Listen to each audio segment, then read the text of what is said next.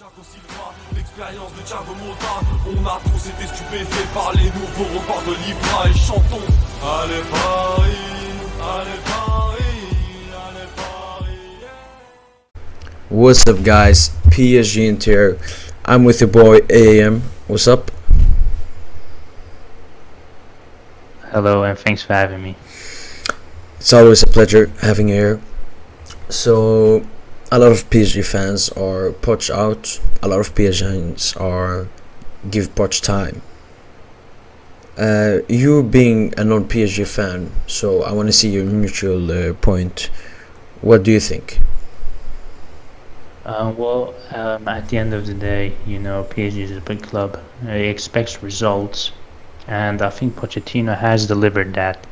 Last season he lost in the Champions League in the semi-finals, but in the league this season he's first by far. It looks like PSG is going to win the league title, even if he gets sacked or not. He has delivered the points, and I think the board will be happy with that. But the main concern with PSG fans is that they are not playing really good. You look at their attacking potential: Neymar, Messi, Mbappe. I mean, this team should be smashing like every opponent, or winning decisively like Bayern style, but they haven't really done that. So I can understand your concerns, but is that worth it? Like, you as a PSG fan, let me ask you: do you think it's worth to sack him? Despite him getting results, but he's plays, more of a dry, boring football and not effective. Yeah, Or decisive, to be the word. Yeah. That's the thing. The problem with Pochettino either being sacked or not, he's getting the results. And what's most important in football? Results, wins, points, being first in the groups. And that's the big dilemma I believe Leonardo and Nasser and the PSG hierarchy have right now, that they can't sack Poch. They don't have a definitive reason to sack him. So yeah, and the other thing is, if you compare him, for example, to Tuchel last season, Tuchel was really bad in the league, and he was really close of going out from the Champions League group, especially in the beginning. Very rough start, and so like sacking him was maybe a bit needed, because it wasn't taking such a big risk. Like having Poch isn't still a big risk until maybe the knockout stages.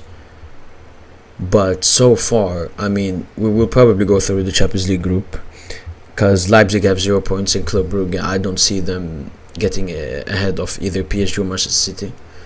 So yeah, I think that Poch will keep his job, even if maybe he loses to City away and maybe only gets a point away at Leipzig. So yeah, that's the dilemma for me. And so as well, it's hard to get it. There aren't that many big contenders, managerial contenders, and we will go through them, of course, in this video. But yeah, that's my answer to your question. So now let's look at Pochettino's close to 1 year at Paris Saint-Germain. So Pochettino usually plays the 4-2-3-1 formation. He has 2.24 points per game, 33 wins, 4 draws, 9 losses. AAM, when you look at these stats, do you think good manager, great manager, bad manager? Just looking at the stats. I think a lot of people will be deceived when they see 9 losses in less than 50-45 games, something like that. Yeah. But if you look at other managers, they have similar stats. I mean, look, you can disregard Ligue 1 because people would say, "Oh, it's not as quality as Farmers League and whatnot." But look at what he did against City this season.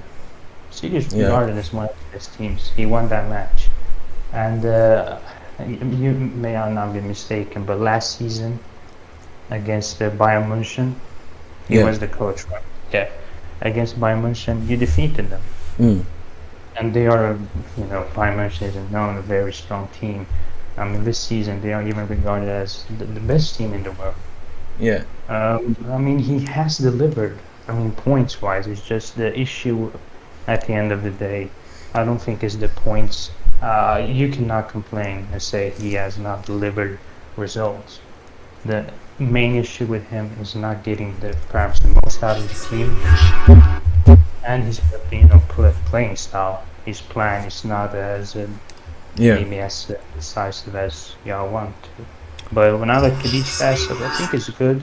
2.24 points per game. I mean, that's usually wins, and that's what PSG wants.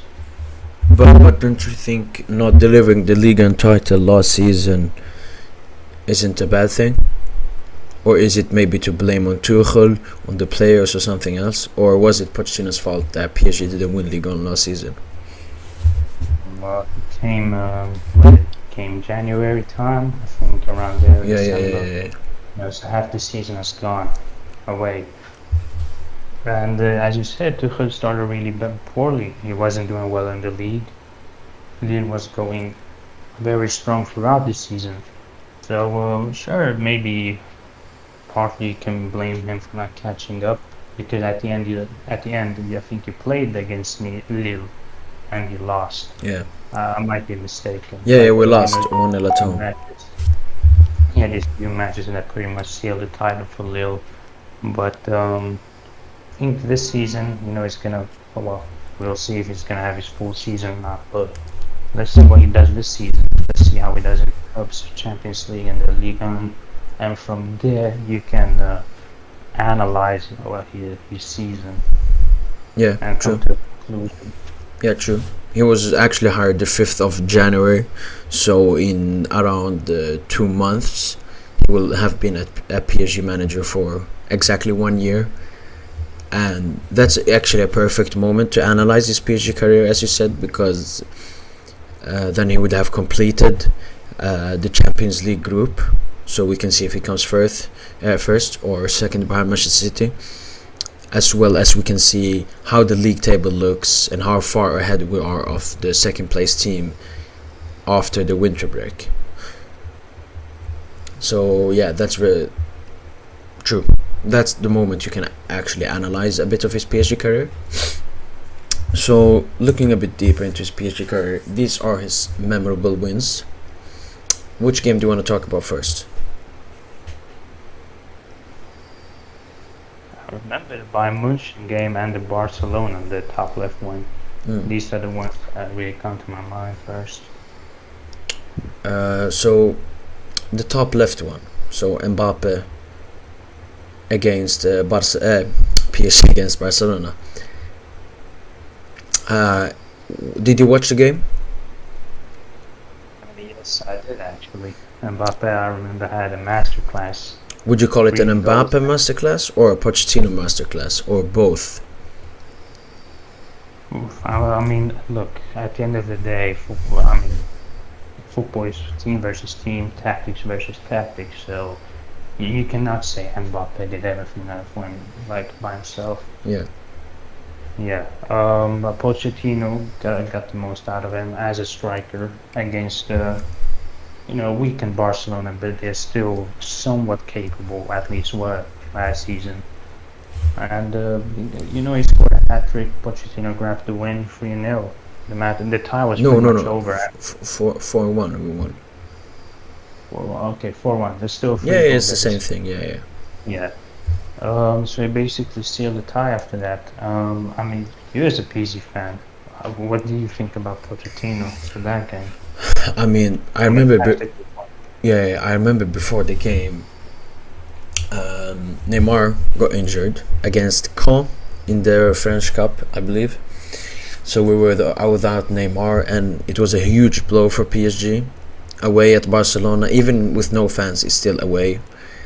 So I was like, maybe we should park the bus, play it safe, maybe win with 1 goal or take a draw back to Parc des Princes, where Neymar would probably be back, and Di Maria. But Pochettino went all in on Barcelona.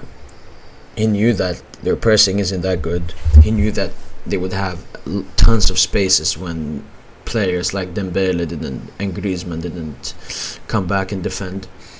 And yeah, for me it was a total masterclass, because if you look at all the goals, it's not like Mbappe's running through 5 defenders. It's passing. I remember the first goal, I believe it was like a 20 passing sequence, and the final result was a long ball from Marquinhos, Kurzawa on the left puts it into the box, Verratti with a beautiful touch, and Mbappe with the finish. Second goal, same, Florenzi on the wing. Third goal, keen header. So in the fourth goal, counter-attack. So, and Barcelona didn't have a single chance apart from the penalty as well. So I would call it a masterclass actually by Parchedino, even if a lot of people would maybe disagree with me on that. Even if it was a lackluster Barcelona we played against, I still think that his tactics won us the games 4-1. Next game to talk about from last season, against Bayern München away. What can you take away from that performance? The 3-2 victory at Allianz Arena. As for disagree or agree with me, I don't know. But you cannot tell me that was not a Pochettino masterclass. I mean, look, yes, Neymar had an amazing game and whatnot, but defensively, like, apart from the triple-moting chance, PSG defended very well. They had, from a defensive point of view, Bayern didn't do much. Like, PSG could defend it very well. Bayern didn't have any clear-cut chances. And on the offensive, you had a few chances and you scored them. And from the attacking potential, you have Neymar and Mbappe. You saw the goals. He got a very good result and a lot out of that PSG team against Bayern München, and he took them out against a big team, which further proves that Pochettino is still capable to go on and deliver the Champions League, because he's defeated. Don't you think that Keylor Navas outperformed that game? Yeah, sure, but look, PSG have good players. They will perform very well. The Keylor Navas, Marquinhos, Neymar. These players will perform. But what's the point? What's the point of a good team if the manager is garbage? They're gonna lose every single game. They're gonna lose more often, and that is why you are concerned about Pochettino. It's not because of players, it's because of the tactics you are concerned. So yeah, I guess that's the point I would give for Pochettino. I mean, if you look at that game, first of all, Mbappe scores in the beginning. Nice counter-attack by him and Neymar and Di Maria. But I would still call it maybe a mistake for Manuel Neuer, because the shot was straight at him. Second goal, Neymar. That vision. That isn't like shitty De Bruyne vision against Watford. That's Neymar vision against Bayern München. Marquinhos with a beautiful finish. But then they came back. I know that Marquinhos got injured off, the captain, and the defense, of course, looked much worse. Plus, this is actually a positive thing for that game. Do you remember who our wingbacks were? AM. Kerrer and Kurzawa. No. So right back we had Dagba. A left back we had Diallo for one half, and Mitchell Bakker for the second half. And Bayern are a very good team from the wings. You have Sané, you have Gnabry, you have Koeman, you have the wingbacks, you have Kimmich going there, Goretzka or something. And we still held on. They did score 2 goals, but we got it back 3-2 in the end. The problem is how much of that is it's thanks to Pochettino. I mean, even I can go to PG Place and say, park the bus and go on the counter. Don't you think so? It's not reminded me. You had was it Dagba and Baku results, so you clearly don't rate him enough. Yeah. And Dagba doesn't play. never plays. Yeah, so these are the lesser players of PSG. He had them on the wingbacks. Look at what Bayern has on their wings. Sure, Sané was terrible. Both legs. I mean, yeah, but who they have what? Coman, Gnabry. They have very, very good wingers. And they are very good from the wing, actually, as well. As you mentioned, a lot of the goals do come from the wings, crosses or back pass. And he defended very well. This is Pochettino tactics. This isn't lucky. This isn't both wing backs performing very well at the same night against a very good team. This has to be credited for Pochettino, because his tactics from a wide defense point of view. True. I still can see like the tactical awareness from Pochettino that game. So yeah, still a big result, which made us go through to semi-finals. I don't think that you know so much about the bottom right picture. I will talk about it very quickly. So a 2-1 win against Marseille in Trophée du Champion. First game for Pochettino, first trophy of his career, first trophy for PSG, and only trophy at PSG so far, losing the Ligue 1. No, he actually won the Coupe de France. So that game, I mean, it was the first game, and we had the lead 2-0. Payet scored in the late enders of the game and wasn't that important. So, but it was really a good game. Like, we held Marseille. Marseille wanted to win because, you know, it's a final. Even if Sunderland or Watford or Burnley plays in a final, they want to win. And winning against your arch rival in your first game, winning a cup against them, is of course a huge and memorable memory for Pochettino at PSG. And I think that more PSG fans should like admire and remember that memory, because it was a really good game. So yeah, what I can say from that performance was it was a good performance. First game, you know, first game is always a bit risky because you haven't trained and been so long with the players. So yeah, I take that as a great dub. One of his memorable wins, of course. Last game this season, 2-0 against Manchester City. What can you say about that game? Well, I didn't watch it actually. I'm a Chelsea fan, so I actually watch. Oh no, I watched another game. Excuse me. So I don't know too much about this game, but I can actually say a little bit. As a further, as I said, this is Manchester City, big team. You won 2-0. Yeah. This is a dub. This is further, you know. I guess on his PSG legacy that he hasn't lost, apart from the City game last season, he hasn't lost to a big team yet. Yeah. True. But you're a PSG fan, so you watched the game. What do you think?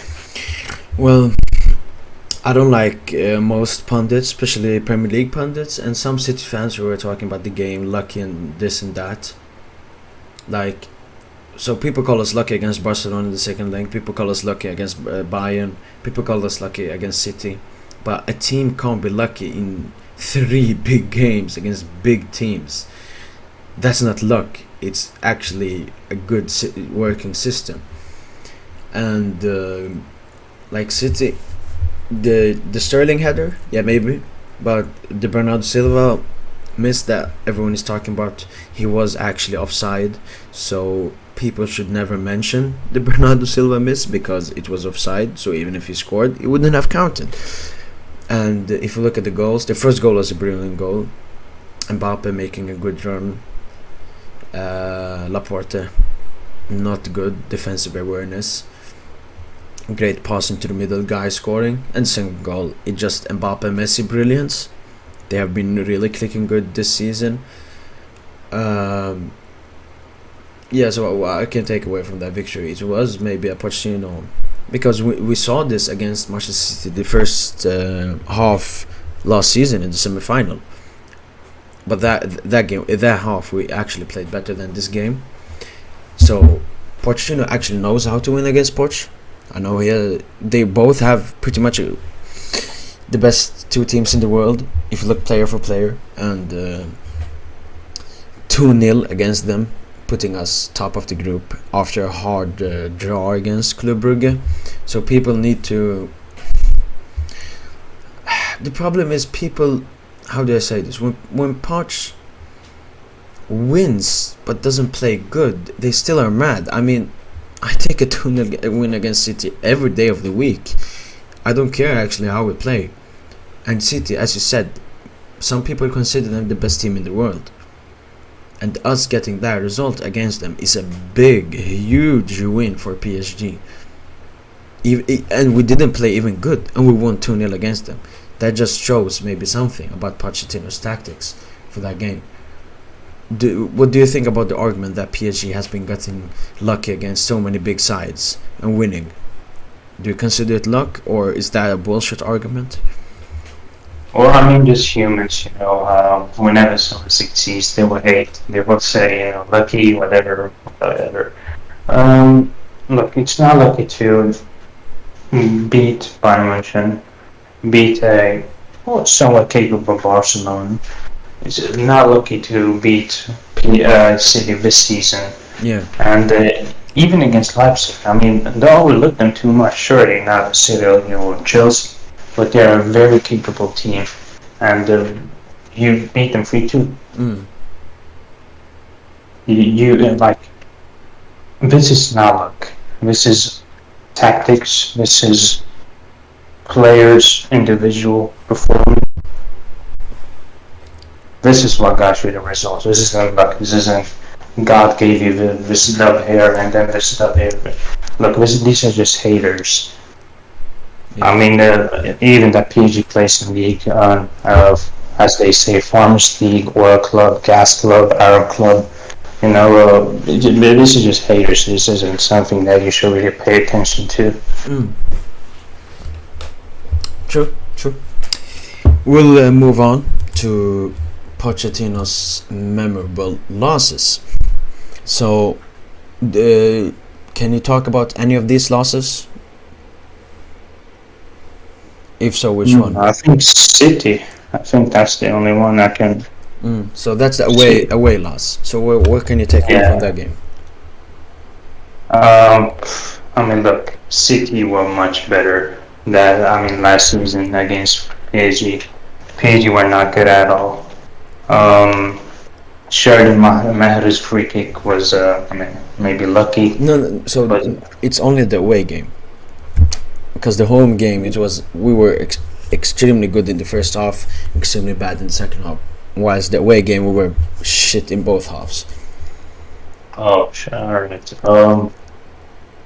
As you said, first half you were good, second half you were poor. And,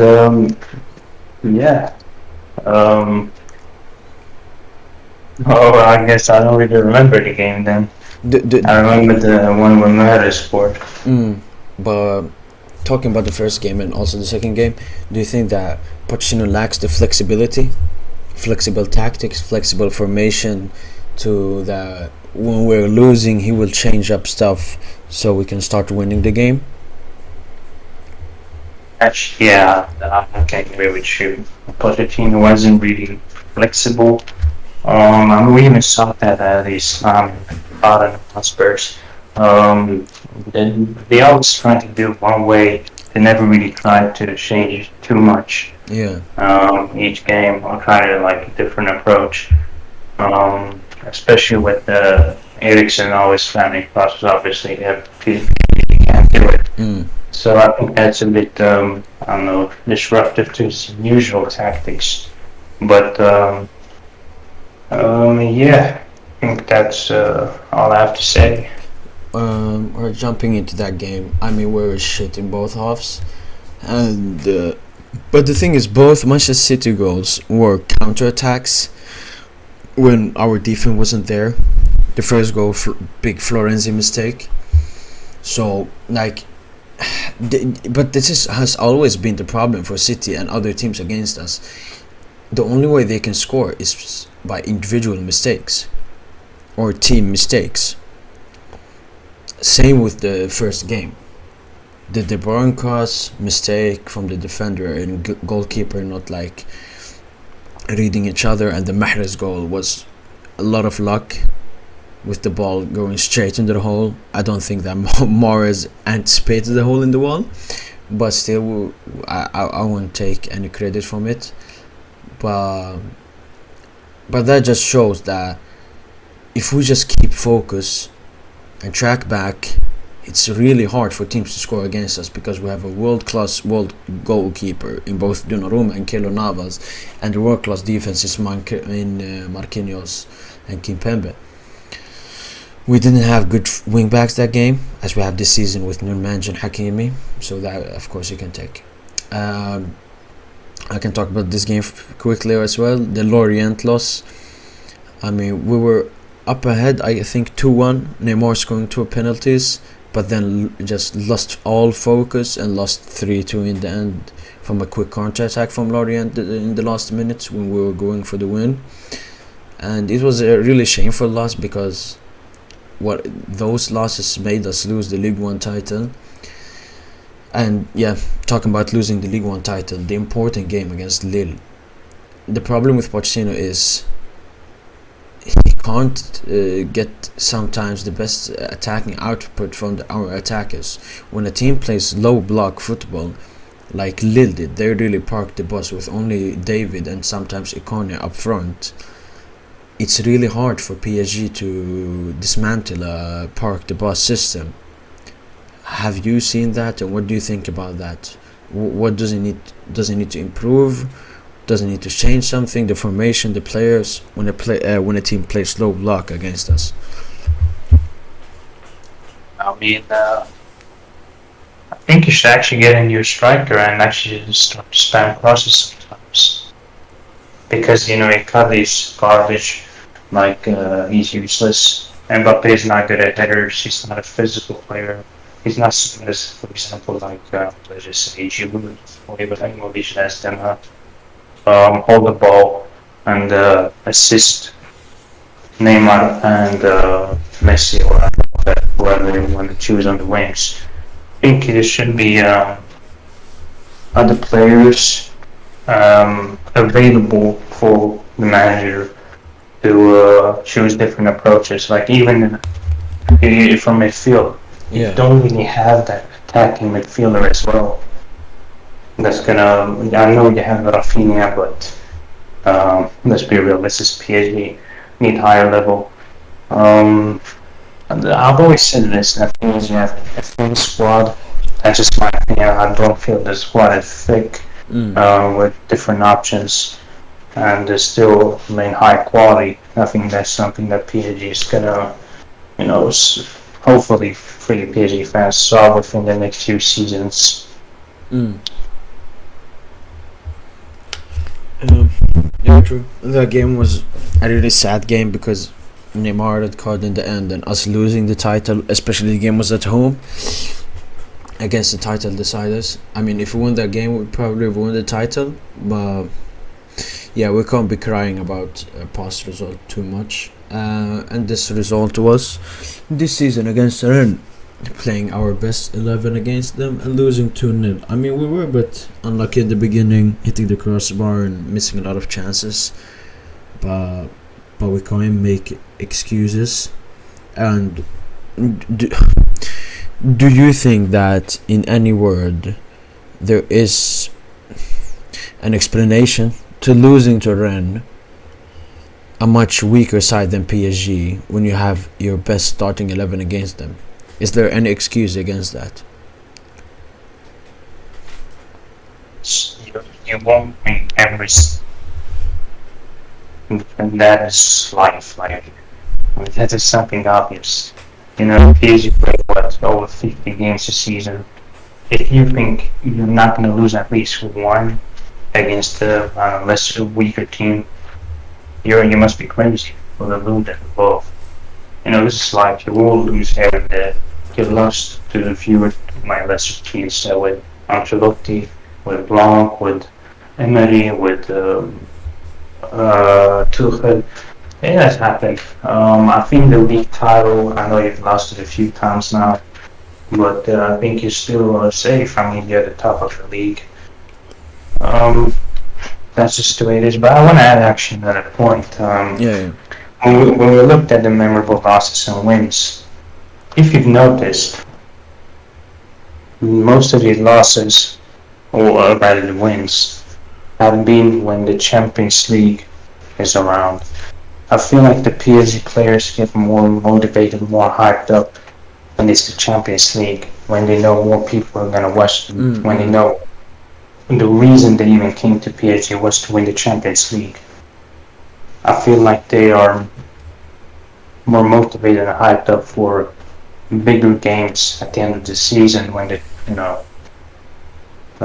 titles are on the stake, rather than the usual week to week league games.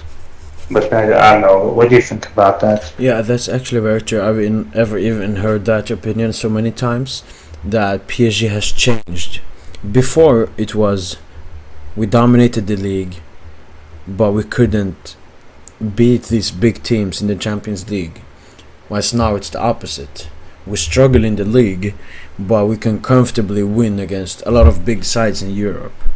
So, like, as a PSG fan, of course I would take it, because if you look, for example, at Tuchel's last season at PSG in the Champions League, when we played Atalanta and Dortmund and Atalanta and Dortmund, weak sides, weak opponents, if you compare them to PSG, and we struggled.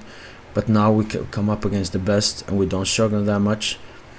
For example, as the Atalanta game. So I really agree with your point there, that PSG players are coming for the Champions League. PSG is aiming for the Champions League. And yeah, so I totally agree with that opinion. Moving on, we'll talk quickly about the players that improved. Which one do you want to talk about? Let's go for Paredes first, I guess. Alright. Yeah, I mean, look, when Paredes under Pochettino has improved. He is I know Verratti is, your main midfielder, but Paredes is I guess sort of the distributor, especially with long balls. Yeah. He's the man. But lately he has kind of been benched a bit. I know Guy and Herrera have been performing well, but I think Paredes has improved a lot. I mean, not only he has improved the PSG side, I think, with his passing ability, something that none of the midfield apart from Verratti really have. And I think he's a very important player to PSG, even though lately he's been kind of rocky path, I would say. Yeah, I mean, he hasn't played this much this season, as you said, with Herrera and Guy being in extremely good form, and unlucky for him, he has sustained some injuries. But yeah, that's true. Like Paredes under Tuchel, he was a player that was, I think, transfer listed from PSG, because he just didn't fit the system, especially under Tuchel. But Pochettino, especially in the beginning, for example, the Barca game, unbelievable. And the only thing that Paredes needs to work on is his off-the-ball movement, tackling, and so on. And like the best thing you can look at to see how improved he has gotten is he's one of Argentina's most important players. He's starting every game, playing that midfield role, and was a key vital role for them winning the Copa America alongside Messi and Di Maria, to other Paris Saint-Germain players. So yeah, he really improved Paredes. We will move to Moise Kean. I mean, Moise Kean was a player that was good under Tuchel as well, but I would say under Pochettino was a bit better, especially his performance against Barcelona away. scoring a goal and being very good at pressing and working off the ball. What can you say about Moise Kean at PSG under Pochettino?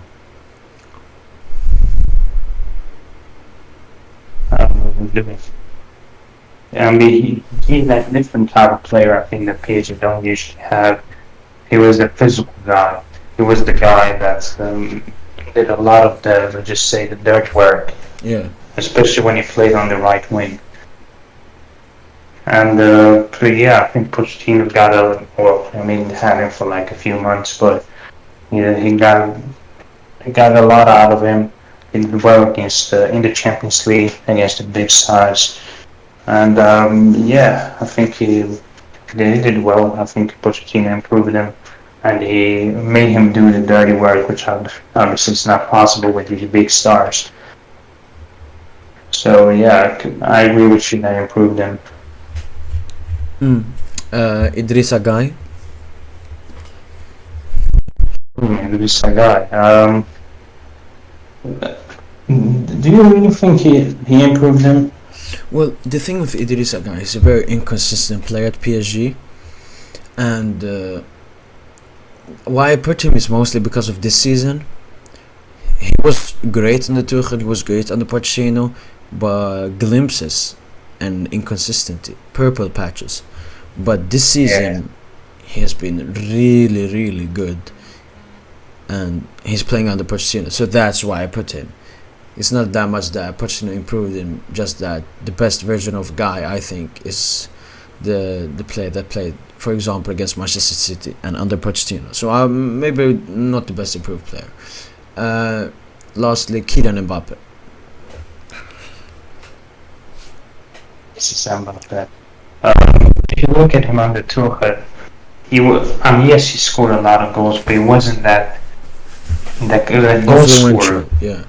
Yeah, he wasn't that goal scorer that Pochettino has made him to be, and I think that's because Pochettino realized that although Kylian is a decent player to have, he wasn't good enough to be the striker for PSG. He realized he cut his trash. So he decided to go for him as a striker. I think he got very well out of him. If you look at his goal last season against, let's just say Bayern München, alone he went up and smashed bottom left corner. I think he did the same against Leipzig. Leipzig, yeah, he did the same. You can see that Mbappe has now developed more of a striker type of Mbappe rather than the left winger just staying up and just using his pace. So I do agree that has made Mbappe better or improved him into the type of player that I think Mbappe will later definitely will be, just like Ronaldo, for example, did switch from left wing to striker. Yeah, I agree. I mean, I remember too him in the last Tuchel season. In the beginning, he wasn't good. He was not good. He didn't have good stats. He wasn't playing good. He was playing harder than this. And in the year 2020, I remember he only got one Champions League goal, and that was a penalty against, what was it? Istanbul Başakşehir in the last Champions League group stage game in December. But as you said, under Pochettino has improved into this clinical striker, both for his country, as we saw in the Nations League, and sometimes in the Euros, and of course in the Champions League. I mean, four goals against Barcelona, 2 goals against Bayern. The stat speaks for itself. 3, I would say, goal contributions against Leipzig, and 1 assist. And he also created the first goal against City, and got the assist for Messi's goal. So he has been a vital player. I remember him before, like against the game against United when Neymar was injured and so on. He really bottled that game, but now he has really stepped into, as you said, the perfect striker, moving from a winger to a striker and becoming much more clinical and direct. And a very good comparison, like Ronaldo switching from a winger to a striker. So I definitely agree with that. and these are the players that have gotten worse under Mauricio Pochettino. Who do you want to talk about first? Let's go Kimpembe. Kimpembe, alright. Let's go. I mean, Kimpembe on Tuchel was, for instance, he was definitely one of the best centre backs in the world. I mean, he even started for France in the Euros, so you can see why. And now that Tuchel has moved to, let's say, to Chelsea, you can see he's pretty much done the same to Rudiger. He's took that fast, powerful centre back and made him one of the best in the world. But now that Tuchel has left and Pochettino came in, you can see he's basically gone back to his pre-Tuchel days. Even though he's better than those days, but he's not that that effective or that good as he used to be.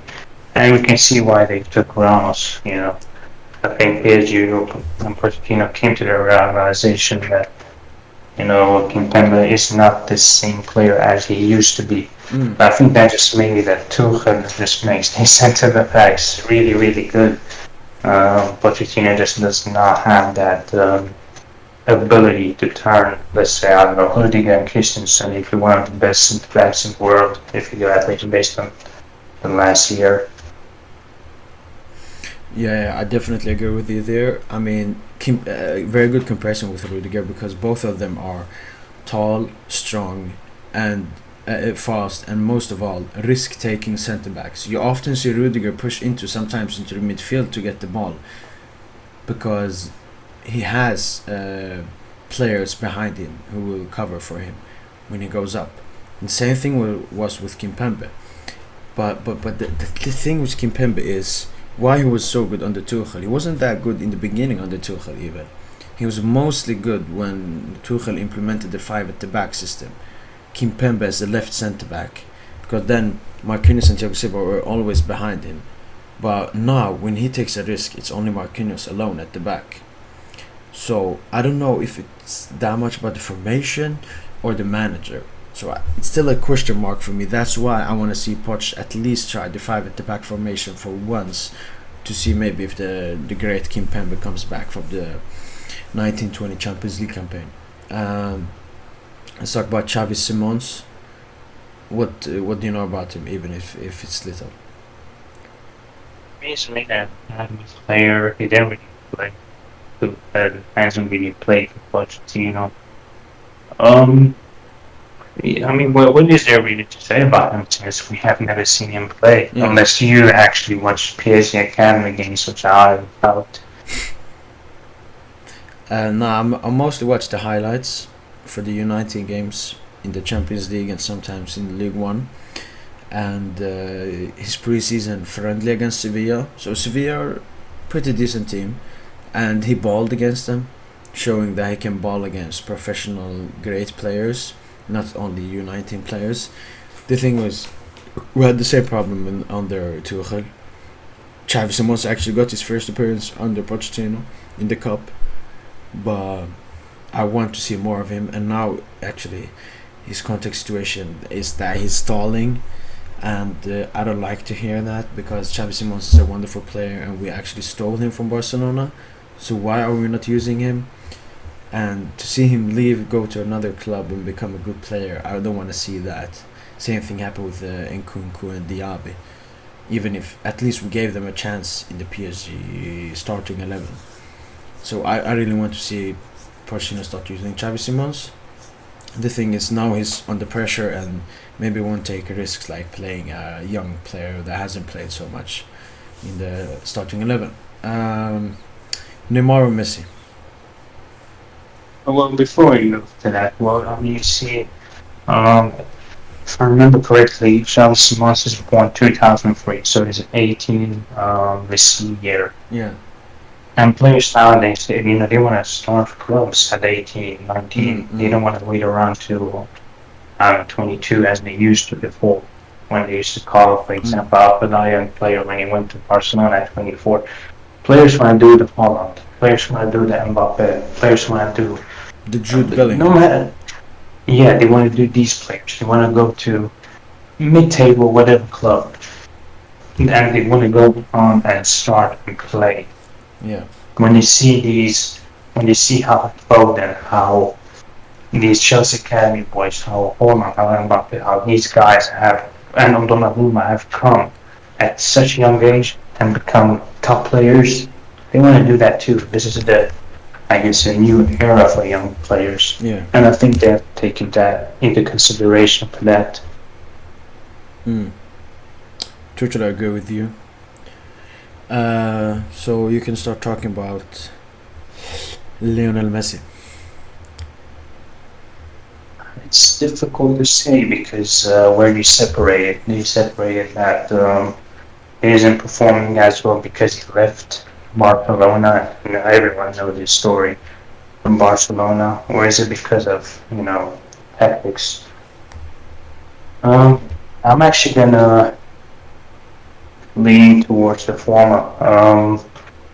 Look, Messi played for a very long time in Barcelona. It was natural that he's gonna have a bit of a difficult time to settle for PSG. Even though as good of a player he is, it's gonna take time. Yeah. As well, he is old. I mean, what is he now? He's 34. Yeah. He's an old player.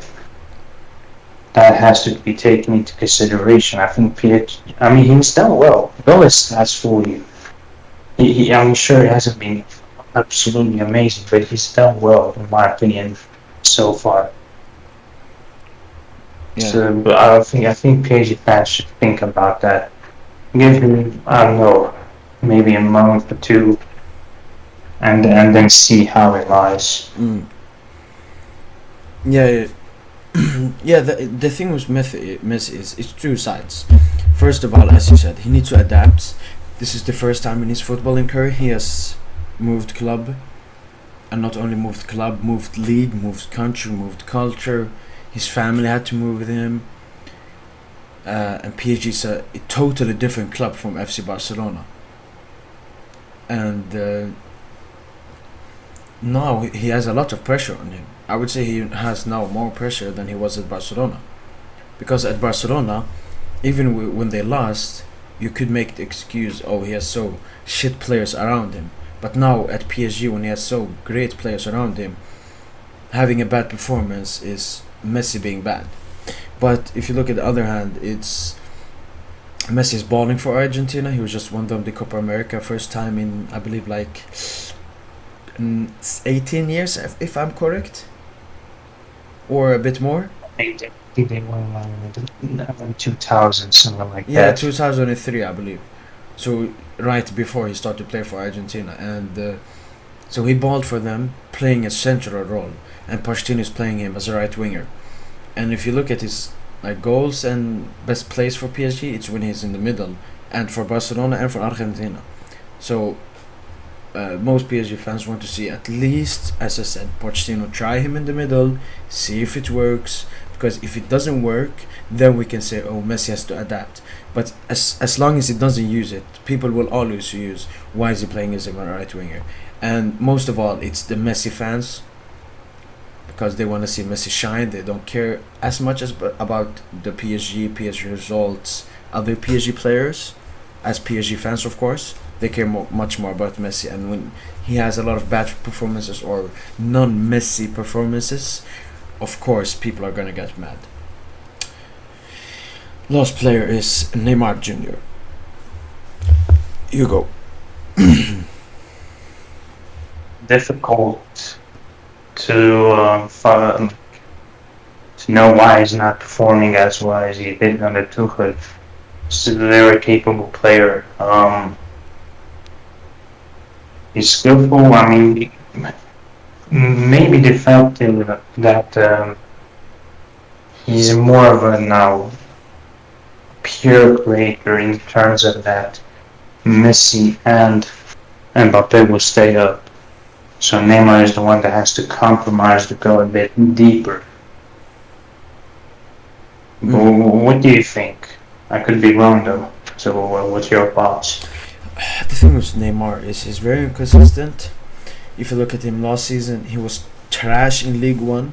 Didn't play some Champions League games, for example, both games against Barcelona. But both of his performances against Bayern München, especially the one at home, I mean, that was one of the best performances last year. And against Bayern München, the dribble against Kimmich and Müller was disgusting. I mean, illegal. He should be sent off for that dribble. But this season, he has played for Brazil sometimes and been really good. I remember last game he got 1 goal, 2 assists. He had like 8 key passes, created like 4 big chances for his teammates. And we have not seen that Neymar at PSG at all. The only like good performance I can take from him is the performance against Manchester City, and that's mostly defensively. He really covered for Nuno Mendes and helped out the defensive side of his game. But offensively, he has not been great for PSG, even for a long time, as well as you said, under Pochettino. I believe, like most of his goals, like nearly like 70-75% of them are penalties. He's a really good penalty taker, but you have to expect more from a player like Neymar, especially in his prime. And we have seen how good he is in some glimpses, as I said, for Brazil and the game against Bayern München. So I don't know if it's Pochettino's problem that Neymar is not playing good, or if it's Neymar. So it's a 50-50. What would you say? Is it Neymar's fault, or is it Pochettino's fault? Or is it another factor? I think it's hard to tell, but when you look at that, how he was with Tuchel, how he was obviously in Barcelona, Santos, and with how he's with Brazil now, you gotta have to look at the Pochettino then. Is he the reason why Neymar's not performing as well? Is he compromising, let's say, on Mbappe, Messi for Neymar? You know, I think these are questions that have to be raised, because Neymar is a wonderful player, very good. You know, his skills, obviously not as much as he used to be, but he's still doing a lot of skills. He's bringing flair, he's bringing enjoyment to not only PSG fans and Brazilians, but to all football fans worldwide. So it's sad to see he's not doing as well when you have certain terrorists in other leagues doing well. True. Alright, moving on. A quick recap on Pochettino. So his tactics is he plays a 4-2-3-1. Wingbacks push high. Sometimes the sets backs get isolated on counterattacks, but many teams play like that, especially Bayern München, sometimes Liverpool and Manchester City. So you can't like blame that much on how he plays, because it's very similar to other big teams how they play and big managers. Sometimes maybe shouldn't play 4 attackers at the same time. Di Maria, Mbappe, Neymar, Messi, and should drop one, especially because it's very good to have one of them coming on from the bench, even if mostly it would be Di Maria. And I would like to see a bit more rotation in the attack and playing some youngsters as well. What can you take away from Pochettino's tactics, especially this season? Said he plays 4-2-3-1, as we all know. I think PSG's true potential truly lies in the 5 at the back or 3 at the back. Look, both of your wingbacks are offensive wingbacks. They are wingbacks. They're not. I mean, left wingback and right wingback. These guys push up a lot, and then you can have Messi, Neymar, Mbappe, all 3 by themselves up there. This will give room to Nuno Mendes and Hakimi to push up by himself. So no Messi, no having 6 players up there and 5 at the behind. as we mentioned earlier, Kimpembe, left centre back. Let's see if he comes back as he used to be. Marquinhos, you can have him, and Ramos. Your midfield is. I know they've been performing well this season, but if you look at core base, they're probably the weakest in the team. And having Verratti with whoever you want to like alongside him, I truly think this PSG team will prosper with a 3 or 5 back. I truly believe this will, and this has to happen, especially when Ramos comes back, because I think no excuses then, because now people will say, Diallo, it's not as good, you don't want to compromise him for Herrera or guy. But I think when Ramos comes back, Pochettino has to try out that and 5 at the back or 3 at the back. And PSG fans will see what will happen once that happens. Yeah, I totally agree with you on the 5 at the back, 3 at the back, and like 99% of PSG fans, most of them want him to play it every game, and the rest want to see him at least try it. As you said, we have the personnel for a 5 at the back. The problem, even at Tottenham, he had a flexible 4-2-3-1, which a lot of times 2-3 at the back, with Eric Dyer being the CDM that pushes between the two centre backs, and Kyle Walker and Danny Rose pushing up a lot. And we saw how good Kyle Walker and Danny Rose was under Pochettino. And Hakimi and Nuno Mendes have been good, but that's mostly Nuno Mendes is mostly defensively. But I really can see if he plays at the 5 at the back, it can really help the team so much. And at Tottenham he had Eriksen, Dele Alli and Kane at front, which would rotate and play with each other and be so good. I mean, why doesn't he do that with Messi, Neymar and Mbappe? Place them all in the middle, make them gel and play the passes between each other, and having the help from Verratti and the wingbacks, because when the wingbacks push, when Neymar and Mbappe, Neymar, Messi, all of them are there, it would be so hard for the defenders. I mean, every team would be scared of this team, even the best defensive team in the world. For example, the City, the Bayern, the Liverpool, the Chelsea. I mean, even Chelsea, which are an extremely good defensive side, even they would be at least a bit scared of having to face Messi, Neymar and Mbappe, with Hakimi, Nuno Mendes on the wing, and Verratti, and maybe even Paredes playing balls into them. I mean, that would be such a dangerous side. And why Pochettino hasn't at least tried it, it's a big question mark. It's a big question mark that he should probably answer. And as you said, he probably maybe waits for Ramos to come back. His expected return is the 20th of November. Ooh. What? Not that. That's a long time. I know.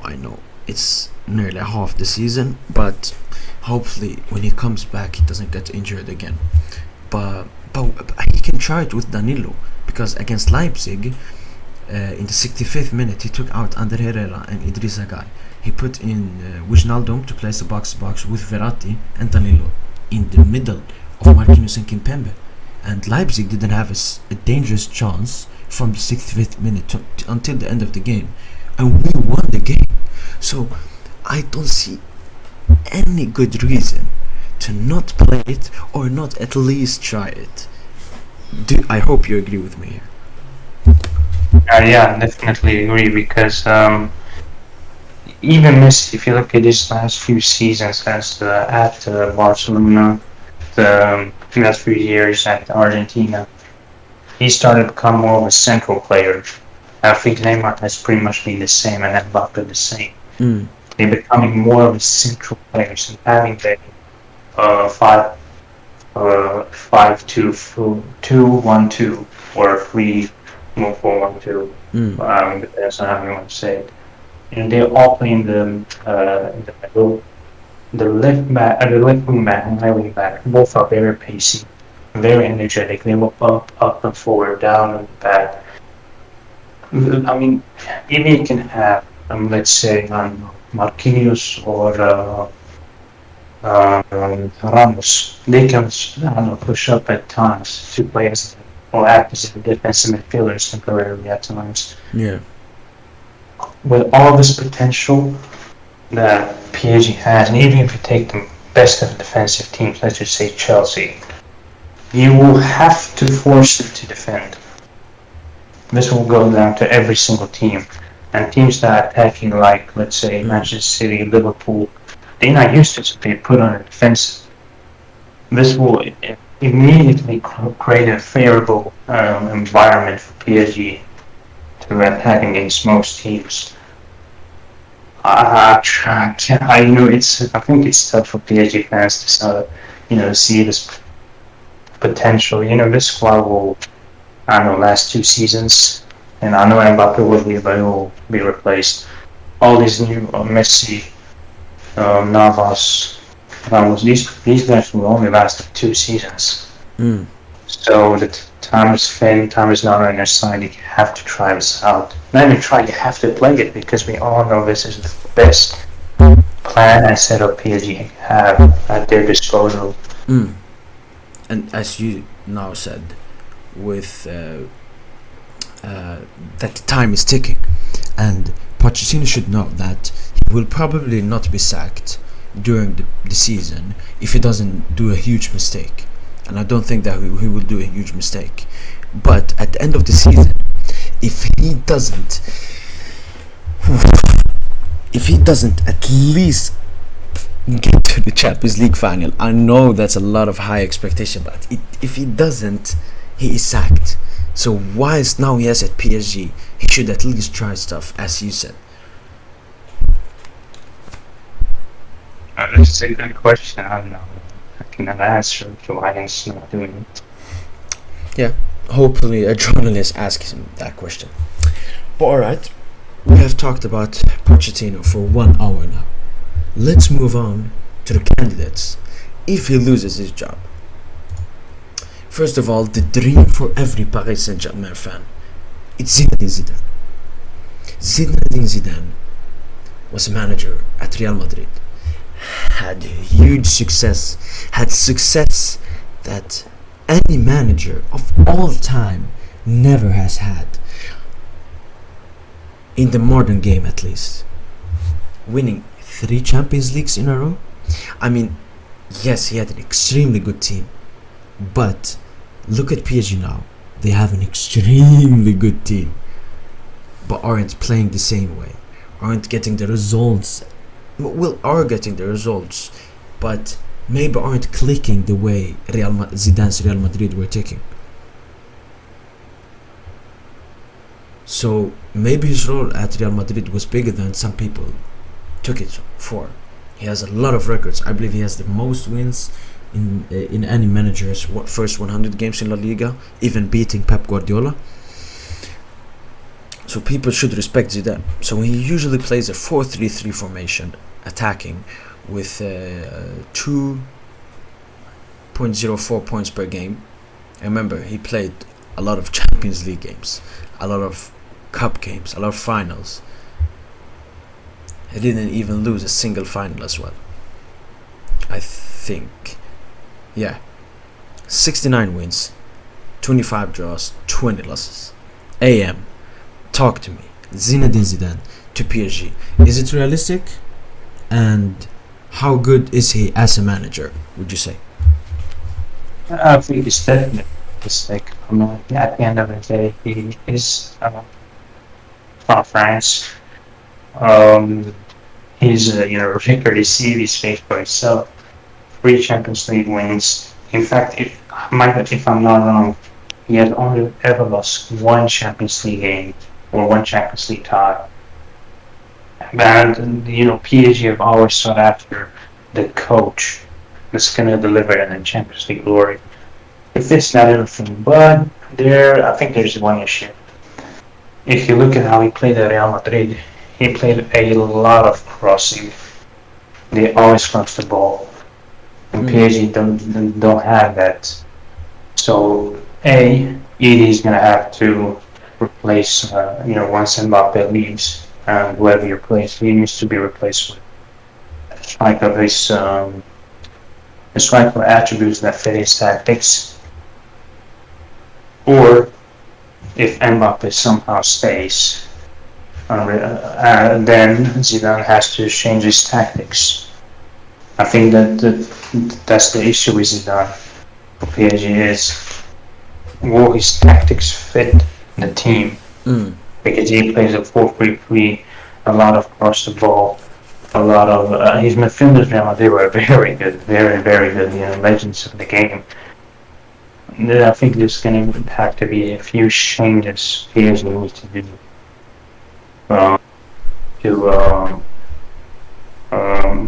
to get the most out of Zidane's potential as a coach for PSG. Yeah, he usually plays with at least just one offensive wing back when we have both Hakimi and Nunez. So yeah, exactly. These are related players to Zinedine Zidane. So we have Kylian Mbappe. Zidane actually told Real Madrid to inquire or scout him when he was very young in the Paris academy, but Real Madrid didn't go for him. He has managed Keylor Navas, Sergio Ramos and Ashraf Hakimi in Real Madrid, with Sergio Ramos and Keylor Navas being integral parts in his triumph in the Champions League. Do you see like a huge difference with these players having relations to Zidane? Like, will they get happy a lot? Will they improve as players? Will they be more motivated? Will they fight more under him as a manager? Definitely. I mean, Keylor Navas' best time in his career was probably with Zidane. Same with Ramos, I don't know, but at least with Zidane he had a very good time. Mbappe and Zidane, I assume, have good relations, and he has managed Hakimi before. And not even that, PSG have French players, like let's say Kimpembe and whatnot. Yeah. These guys also probably have a good connection with Zidane, since he's been very heavily linked to take over from Deschamps at the World Cup. I think that is the main contention for PSG is, I'm United as well, they want it, but it's France, United or PSG if Pochettino is sacked for Zidane. But yeah, I do agree, he has players, quite a few players he actually knows at PSG, which would help him tremendously out of all the candidates I think he can present. Lastly, let's take a look at the predicted lineup. So this lineup, me and you made it together. Keylor Navas in goal instead of Donnarumma. Hakimi, Marquinhos, Ramos, Mendes backline. With I believe he would rotate between the three alongside Kimpembe. Midfield would stay the same. Attack would stay the same. Mbappe centrally, of course. And as I said before, he plays with only one offensive wing back. We saw that at Real Madrid. He had Marcelo, but then he had Carvajal, who stayed back, and he would play Bernat.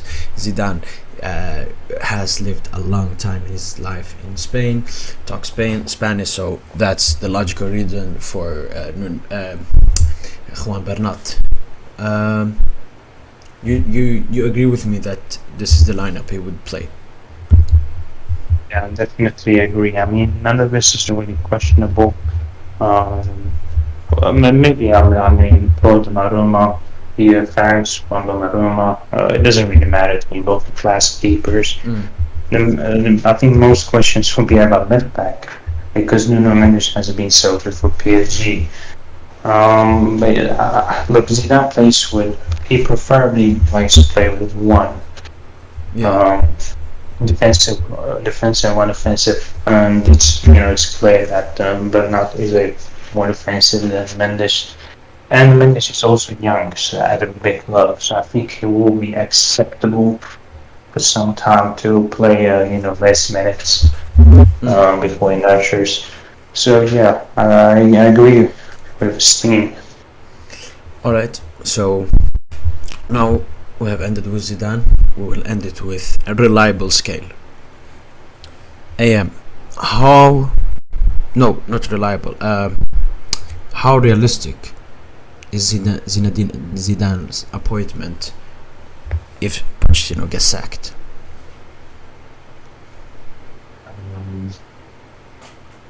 I think it's unlikely. I think he has made up his mind. Deschamps. Well, I think even Deschamps confirmed he's gonna leave after World Cup. I could be wrong, but I think he has his eyes set on the French job.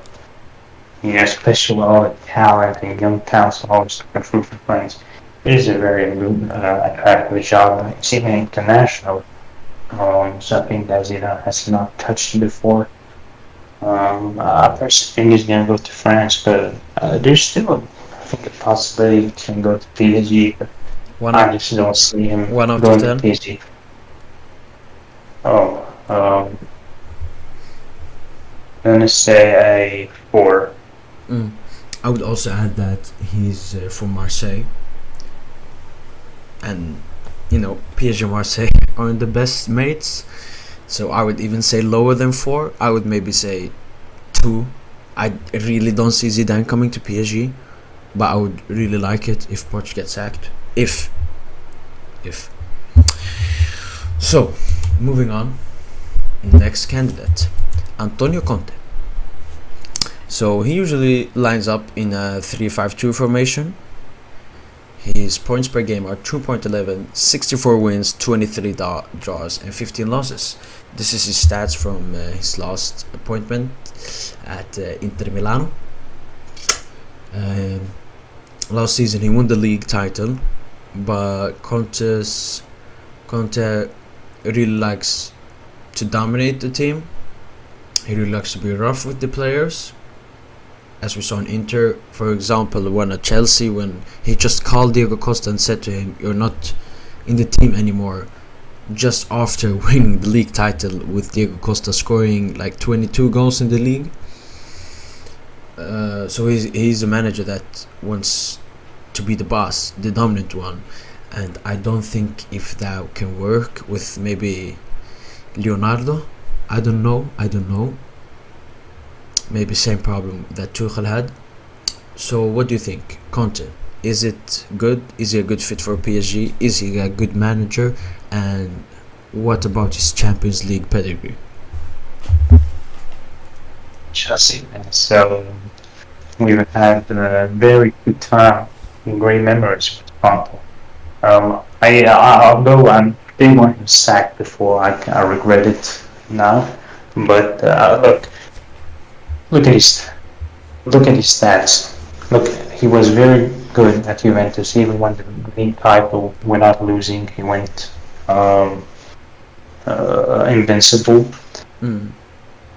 At Chelsea, he won the league title, 93 points at a time. That was just 2 points away from the record that Chelsea held at 95. He went to Inter and did very well. He won the league title. Sure, this guy is a very good coach. Even during Italy, when Italy had very bad, like they had Ciaccarini and Pele, and look where he delivered that team in the Euros. This is a very, very capable manager.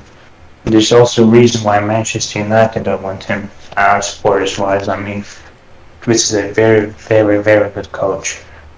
I think, and even that he's preferably plays a 3 at the back, or 5 at the back.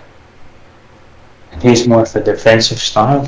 With PSG, I think he is the perfect choice for him.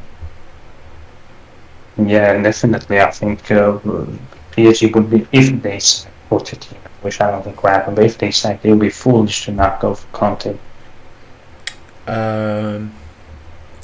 So his Champions League pedigree then, with both Juventus, Chelsea and Inter Milan, I think the furthest he has to reach is the quarterfinals, and after he left those teams they have gone further. Maybe not Inter, but Juventus did. They reached the Champions League final twice with a very similar squad, especially the first time. And maybe not Chelsea, but he doesn't have that good of a Champions League pedigree. He even went out with Juventus into the Europa League in 2011, 2014. What? In 2013-14, I believe it was. No, he was wasn't he? Oh yeah, it Must could have have been. been Yeah. 12-13. Could We're have one been, of yeah. 12-13 or 13-14. So how do you talk about his Champions League pedigree? Well, as you mentioned, Inter, had they left, they haven't done much in the Champions League. After they left Chelsea, he didn't do much in the Champions. It just didn't do much in those Champions League. In fact, Chelsea were useless. Well, not useless. Were poor in the Champions League. The Tuchel came and revolutionized the team. At Juventus, when he left and they got Allegri, they reached the final. Actually twice within the next 3 seasons after him, and I understand the concern about him, but I think PSG should compromise that, or should give him another chance to see if he is truly not a Champions League coach. Because he's done that at tournaments. He's won Coppa Italia, reached finals in advanced tournaments finals. With Italy, he did well. I think, even though his Champions League series isn't good, I think at a club like PSG, he would change that. Okay. Moving on. Related players, only Hakimi, and the other ones are players that maybe would fit his system. Marquinhos in the 3 at the back, and Verratti is a complete midfielder that would be very good in the 3 at the back, as we saw under Tuchel. But the only related player is Achraf Hakimi, played under him in Inter Milan last season.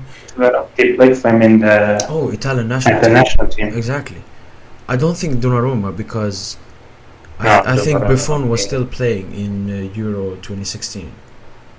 Donnarumma was hidden back then. He didn't get selected. Alright, so only Hakimi, so not too much to talk about there. But of course, Nunes would fit his system perfectly. So here is his lineup that he would probably play. Maybe Neymar as a 10 and Messi as a striker, or reverse, Messi as a cam and Neymar as a 10. And you would probably play Donnarumma, the 3 centre backs, as we said: Marquinhos, Ramos, Kimpembe, Nunes, Hakimi on the wings, Verratti, Herrera, Neymar, Messi, Mbappe. So two questions I got for you. No, 3 actually. First question: will Ramos play in the middle or as a right centre back? I think the middle. Ramos in the middle. Yes, when I think about it, because Marquinhos has been that type of player that plays right centre back, especially when at Tuchel and Silva played in the middle. He's used to that. Ramos is also that older type of player, doesn't want to run as much, not as quick as he used to be. He's also going to be the leader of the squad. I mean, he's played for over 15 years now, is when everything. Yeah. It's logical in this to have him in the middle. So yeah, I agree. Well, I think he should play in the middle. Even if Marquinhos is amazing and has played under Tuchel in that centre back CDM switching position, does Conte play with the centre back that moves up a lot, or does he play with a flat 3 at the back? As far as I remember, flat. Because he had David Luiz, Azpilicueta, and who more at Chelsea? Gary Cahill. And John Terry. Yeah. John Terry was on the bench, but that was because David Luiz's unbelievable passing. He doesn't really have to push up. Yeah, and as you said, Marquinhos has that, and Ramos has that. Alright, so... It is very good, but not David Luiz level. No, Marquinhos is maybe even above. I mean, have you seen his long balls? Alright. I guess that's a topic for another day. Yeah, that's a question for another day. Does he play Herrera or Guy in the midfield? Herrera is better with the ball, but guys better tackling wise and so on. At Chelsea, he used to play Fabregas and Conte. No, it was mostly Conte and Matic, although he played sometimes Fabregas with Matic. Oh, so Verratti is like a Conte, and Danilo is the most one like Matic. But who do you think he will play? I think Herrera, because Herrera is a dog. Like, you listen, he will just fight. And that Conte loves these kind of players. And especially when you see these fullbacks, they're going to push up a lot. These center midfielders have to cover defensively. Yeah. I think Herrera does, although he's probably the least defensive player out of the four midfielders. I think he will be capable with that. He can also push up in case it's needed. So yeah, I think he would go with Herrera, but that is a tricky question. Alright, and the last question is, in Inter, he played a 3-5-2 with three midfielders in Barella, Brozovic, and sometimes Eriksen, but he also played who more in the midfield? Brozovic, Barella, and Sensi. Oh, Sensi, and sometimes Vicino. Do you think, and at Chelsea he played more of a 3-4-3? Yes. With Hazard, Diego Costa, and Pedro? Yes. Do you think he will play a 3-4-3 with Mbappe in the middle, Neymar, Messi in the wings, or a similar like to Inter? So maybe Messi as the 10 and Neymar and Mbappe as the Lukaku, Lautaro Martinez partnership, even if none of them is really a natural striker. Well, if you go based on his times at each club, he's been very diverse in terms of the attacking lineup, like the attackers. Whatever he has at his disposal. When he had Pedro and Hazard, he went for a wide, 3-4-3. At Inter, when he had Lautaro Martinez, but then bought Lukaku, he had to do it too up top. Yeah. I think at PSG, we'll go for let's just go for 3-4-1-2 or 3-4-2-1, or you can add 5 instead of 3. It is hard to know what he's going to choose. But I definitely think Messi, if he goes for two strikers, it'll be Mbappe, Neymar, and Messi behind them. Alright. So, realistically, 1 out of 10, Conte coming to PSG if Pochettino is sacked. Conte is not someone that's going to join mid-season. It would be for next season. I'm gonna say 7. I think I would prefer a PSG job over Man United. Yeah, definitely. I agree. Realistically, if like PSG go after him, we should be able to get him, because the PSG job, who doesn't want to manage Messi, Neymar, and Mbappe? So I would say, yeah, maybe 7.5, because they aren't damn. He wouldn't go to Barcelona or Arsenal or Man United ahead of PSG, so PSG is the only club maybe he's waiting for. Who knows?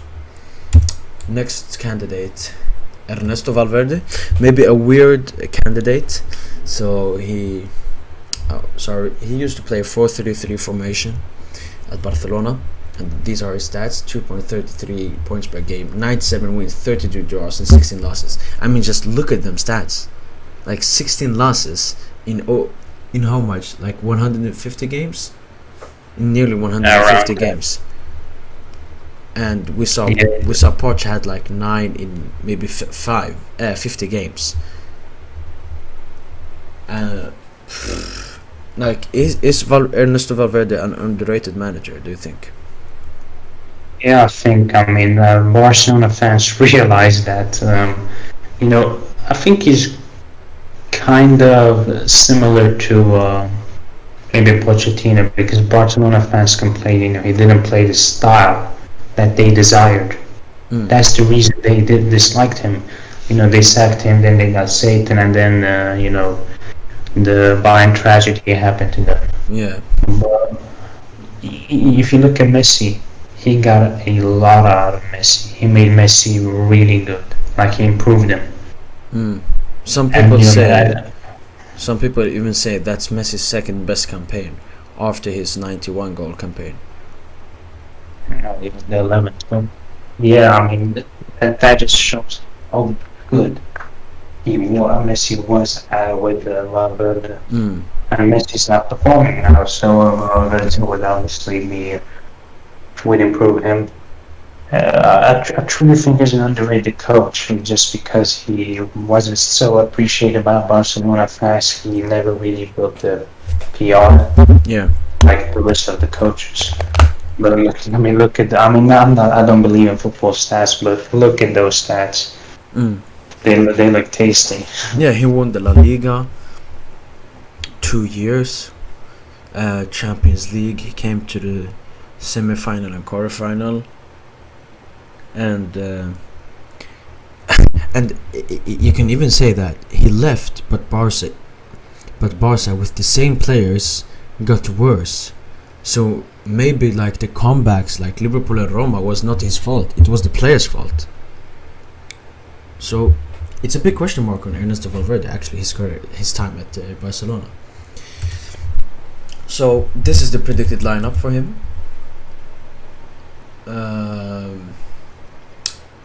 Navas, Hakimi, Marquinhos, Ramos, Bernat. Spanish influence in the defense. Guy, Verratti, Herrera, Messi, Mbappe, Neymar. And we all think that Valverde would play Messi in the middle. Do you think so? I think he'll play him in the middle as a false. So yeah, I agree with you there. Do you really think that he could get the best out of Lionel Messi? Which Poch has failed with so far? I mean, yeah, definitely. As we say, Messi prime 2010 to 2012. That was his prime. But down the years, nobody really. Well, some people did, but most didn't really see Messi come close to that. Boom, Valverde comes, and Messi does wonders with him. He got a lot of goals. He created a lot. And speaking of created a lot, look at the players inside of him, Neymar and Mbappe. As a false nine, I think he could get a lot out of Messi. And I even think he will get a lot out of Messi. But the question still remains. PSG fans complain about Pochettino because of style. Yeah. Will that change with Ernesto? Then that should still be on your minds. True, that's a very good thought of you there, actually. It will be nearly the same thing, sacking Poch, getting Valverde in. But, yeah, I mean, Valverde is a bit underrated manager, and he would stabilize the team, more balanced, and he actually had a pretty decent defense at Barcelona, and they scored a lot of goals. And Ali, yeah, people nearly forget this. He nearly went unbeaten in La Liga. No team has gone unbeaten in La Liga. He nearly went unbeaten. He only lost one game in the end against Levante when Messi wasn't playing the game, and he lost 5-4. So put some respect on Valverde. Yeah, he's actually under the radar, so I know if PSG draft him, they won't have any contention. Yeah. Because, it's PSG. He has two related players, Rafinha and Messi, played alongside him played under him at Barcelona. So, how realistic do you see Valverde? I mean, if PSG went after him, he would take the job 100%. So, like, if PSG go after Valverde, it's a 10 out of 10. But will PSG even think about Valverde? Because I've never heard his name, even not for the Arsenal job. So why the PSG job? So how realistic do you see the appointment of Ernesto Valverde at Paris Saint-Germain? Zidane goes to France. Conte prefers Premier League, goes to Man United, who will PSG be left with? I think it'd be foolish to not consider Valverde. Sure, he might not have the style, but he still gets the quality out of them. And that's something I forgot to add. People think Pochettino not only doesn't have the style, but there's too many players that kind of regressed under him. Valverde doesn't have the style maybe, but he made players good. He made players like Messi look better. He made players like bums like Conte good. Conte was fantastic. I mean, the players that Sergio was really good under him. He does make players good. It's just that his football maybe is, I don't know, I guess you could say maybe tasteless. I don't know how PSG fans would think about that. But if PSG sack Pochettino, they should really consider Ernesto. Yeah, he doesn't have the biggest PR and so on, so maybe that's why he wouldn't even be close to getting a job. Lastly, this is a bit of a wild ball. I mean, I haven't seen him linked to PSG. I've heard that Man United and Arsenal inquired about him, and even Barcelona, but he doesn't want to leave Ajax until the end of the season. So the only way to get Erik ten Hag, if we possibly sack Pochettino, is, I think there's like a buyout clause. You have to buy out his contract, which I believe is around 15 million. But PSG have the money, so no problem. So he usually plays a 4-3-3, 2.34 points per game, 134 wins, 22 draws, 25 losses. But we have to take into consideration that he's playing in the Eredivisie, and Ajax is a dominant team in the Eredivisie. I mean, they won 5-0 against PSV this weekend. That they're arch rivals. It's like Liverpool winning 5-0 against Barcelona, against Chelsea or City. It's like PSG winning 5-0 against Marseille. It's like Juventus, Inter, Milan, one of them beating the other team 5-0. So we know that that league isn't that competitive compared to the top 5 leagues. He had a memorable campaign in, what season was it? 17-18? 18-19, where his Ajax team like dominated big teams that no team had ever done. Like, first of all, in the group stages, played Bayern 2 times, draw both games, draw the Allianz Arena at their home stadium, won again, went through against Juventus, winning against Juventus in Turin, going through Real Madrid, winning I believe 4-1 at Santiago Bernabeu, and crashing out sadly against Tottenham Hotspur with that Lucas Moura hat-trick, the PSG legend. And if they have gone to the final would have been much more interesting against Liverpool instead of it being Tottenham against Liverpool. And I think everyone would agree with me there. He has stayed for Ajax a long time, so I really believe that he will leave Ajax either now if some team buys his clause or at the end of the summer. And so far this season, Ajax have been balling, both in the Eredivisie, as I said, 5-0 against PSV. They had a rough start in the beginning. I think they lost to Feyenoord or something. But in the Champions League, they have been balling. And we saw that against Dortmund, 4-0. He has got Sebastian Haller on like steroids. 6 goals, most in Champions League. Talk to me. Erik ten Hag. How good actually is he of a manager? Because we can maybe only take his Champions League pedigree. Well, when he took over at Ajax, PSV was in danger. Alkmaar was on the rise, and Feyenoord was very recently had won the league. Look at where they are now. They've made the Eredivisie to Bundesliga for y'all don't know the joke. They are winning 5-0 against PSV. But even in the Champions League, he reached the semi-finals. He defeated Real Madrid, played amazingly against Bayern Munich. I remember that 3-3 match. Yeah. He even did it with a lot of young players, inexperienced. But that's one thing with Ten Hag. He likes to use both inexperienced, young, energetic players and old,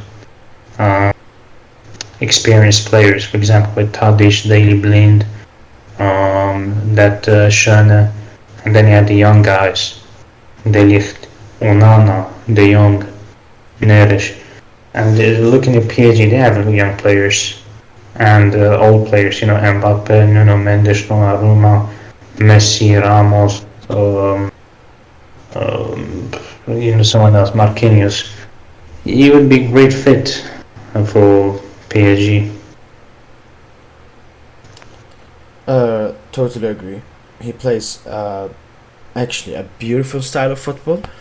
So the argument of PSG fans wanting a better style of football and a better way of winning, he's a perfect way, because he's actually dominating teams, as we saw against Dortmund, and winning with huge margins. Let's take a look at the predicted lineup he would have against with PSG.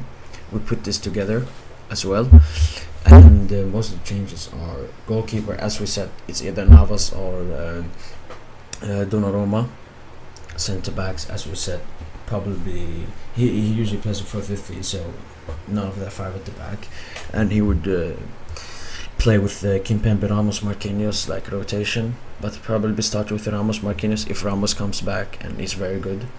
And I don't think he's scared to play two attacking wing backs, even if it's a four at the back formation. And we put in Paredes as the center defensive midfielder, because he plays a much more position-based style, and Paredes would suit that very good. How do you think would this lineup work? Is this the lineup he would use? Any changes?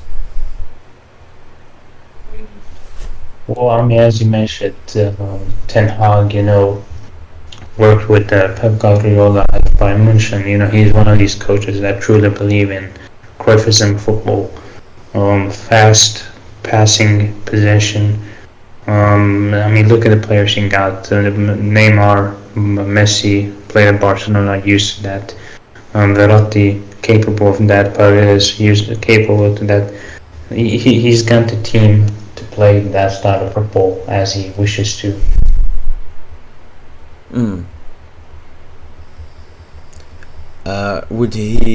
Would PSG fans love his style of play?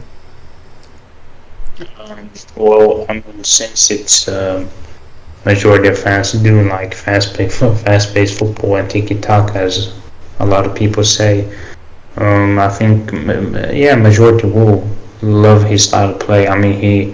He's got that bit of Bayern DNA, the ruthlessness. Decisively defeat Dortmund, decisively defeat Real Madrid, decisively defeat PSV Eindhoven. But I think PSG fans would really, really like Erik Ten Hag's style and approach, a tactical approach in the matches. Yeah, I totally agree with you. And we can see like the wingers that play under him, Antony and who's their left wing? Is it Bergwijn or is it Tadic? It's a mixture of all three. And we can see they ball, and maybe he will get Neymar to play as good as Antony's playing, maybe, because Antony's a very similar player to Neymar, very dribbling. So he has actually no related players, so we will just move on from that. Quick question: how realistic is it? As with Valverde, I haven't read anything about PSG being linked with him, but I think that I would want to take the PSG job. Maybe he wants the Barca job more, with him having like the identity and this Ajax Barcelona bullshit. And the 50 million price tag isn't that much for him. How realistic do you see it? I would say maybe a 5. And if PSG go after him, maybe an 8. Ooh, I would say 6, but yeah, yet again, I mean, he doesn't have that ideological Cruyffism football, and you know how much they love Barcelona. I think he'll go to Barcelona, but when PSG comes, I think it's very difficult to reject them. Yeah, before we go on, we didn't do this for Valverde. 0 out of 10. So I'll just make a quick one. I think it will be a 6. I think 6. I don't know if PSG will go for him, but if they do go for him, he will definitely agree. Yeah. So it's more of a PSG side rather. I see it So, right yeah. now as a 0 because I haven't read anything, and I really don't think that PSG will go after him, especially with Conte, Zidane, and Ten Hag and other managers being available and half available. But as you said, if PSG even inquire about him, he's becoming a Parisian. He's learning the French language. He's moving to Paris. He's getting married to a French woman. So yeah, there's no doubt about that. So these are the 4 candidates: Ernesto Valverde, Antonio Conte, Zinedine Zidane, Erik ten Hag. Comment down below, out of scale 1 to 10, on all the managers, how realistic it is that they join PSG, and which one is your favorite to join. 2 of them are bald, 2 of them are hair. Who will win, the bald ones or with the hair? The hair or the Mourinho, the bald ones or the Pep Guardiola? Guys, we have come to the end of the podcast. Will Pochettino be sacked? That's a good question. What do you think? Comment that below as well. Other than that, I hope you have enjoyed this podcast. AAM, thanks so much for being here. It's a big pleasure having you here on this channel, PSGINT. Thanks for having me. It was a pleasure. It's always a pleasure having you here, brother. Other than that, guys, remember to like this video, subscribe, put on notifications so you never miss any PSG video. And other than that, guys, peace.